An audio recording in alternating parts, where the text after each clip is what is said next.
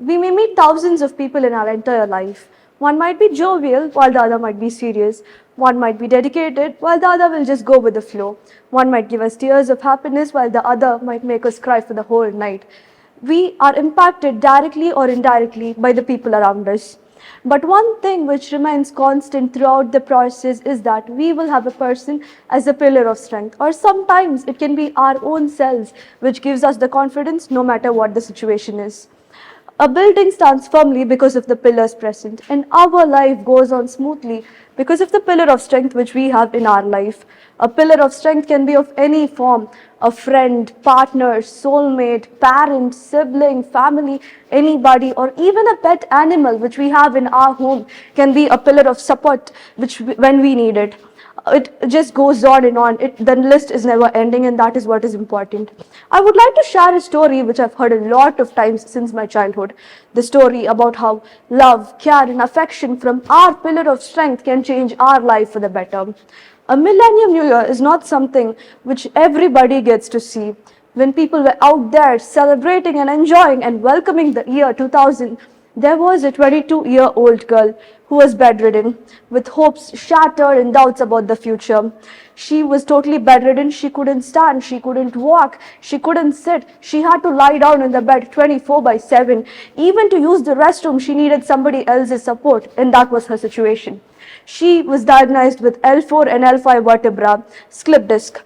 So what exactly happened is that she had severe leg pain which was intolerable. When they diagnosed and when they got to know about this particular problem, it had been too late, that totally a lot of damage had already occurred. Her slip disc of L4 and L5 vertebra were so bad that the bones got submerged. It was totally damaged and dislocated. The doctors, with whomever she consulted, everybody told only and only one thing: this girl will never be able to stand on her own feet again. And if she tries to do that, she will be paralyzed for the rest of her life. It was negativity around her, all around. But one thing which kept her going was her mother and her motivation, which went along through the process. And then, when she was hospitalized, one particular incident took place. An acquaintance who was moving to another state casually came over to bid goodbye. During this process, when he came and when he was speaking, he comes to know about the situation which was going on, and then he tells he once used to be a boxer, and when he was a boxer, he had an injury in spine. He told that there was this particular doctor who treated him, and then he became well after that. He suggested their parents to take this girl to that doctor. Later on, when their parents agreed, this girl was taken to that doctor. This doctor was the only and only one who said that she will be able to stand on her own feet again. That was the only ray of hope left for her. But again, going to that hospital was not at all an easy task. She had to go in an ambulance each and every time to that hospital. In a stretcher she was carried. She was mentally traumatized by that event. Upon the request of that girl's father, the kind doctor agreed to do home visit. He came to home each and every time for 1 year and treated that girl. As I told, it took 1 complete year for that girl to take her first step. It was not easy. Her legs were trembling. She couldn't stand or walk. She was in severe pain. But one thing which made her take the first step was her mother's motivation and determination. Life is not always easy, as I said. It always brings about new problems each and every time. Again, tragedy hit her when she lost her mother 1 year later that event. So she was in a lot of problem and mental trauma. Later on, she was convinced by people around her that she has to get married, because that is what happens when a girl reaches a particular age. Later on, she agreed to marry a man who was working abroad. And then the girl I'm talking about is none other than my mother, the greatest woman on earth. And then I would like to have a special mention for my father, who didn't judge my mom by her physical appearance. Being bedridden for 1 particular year, she gained a lot of weight, and then her career was in halt, because of which she was totally depressed.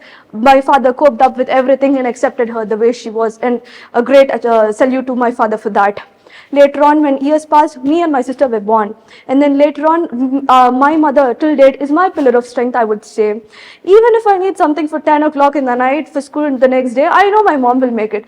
Because, my mom can manage anything and everything. She is such a superwoman, according to me. And then, as I said, my father works abroad. My mother is not only my mother, she's my mother, father, and a friend to lean on whenever I want. She has always given me the support and brought up me with a lot of love and cherished each and every moment of me. Later on, when years passed and passed, I understood how my mother has actually had her life change. I would like to explain different phases of my mother's life to understand, to make you understand the importance of pillar of strength. I'm not standing here to talk about the importance of pillar of strength, but I'm standing here to tell how to become a pillar of strength, because that is what is important. A pillar of strength my mom needed was when she was bedridden. She needed that support from somebody else, and that was her parents. Later on, time passed again. She got married. At that point of time, she was her pillar of strength. Again, later on, time passed away. Me and my sister were born. My mother became our pillar of strength. So, to all of those who are listening, I would like to tell one thing. You might or might not be in a problem. You might or might not need somebody to lean on. But I would like to mention one thing very clearly. Today, you might be suffering, but better days are always waiting.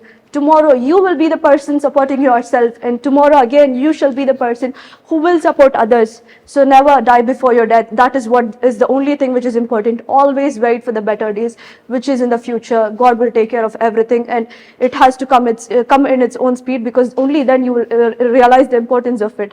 The pain we go through today is what makes us stronger tomorrow. So whenever you're in pain, don't complain, rather than understand the situation, because that will make you stronger tomorrow.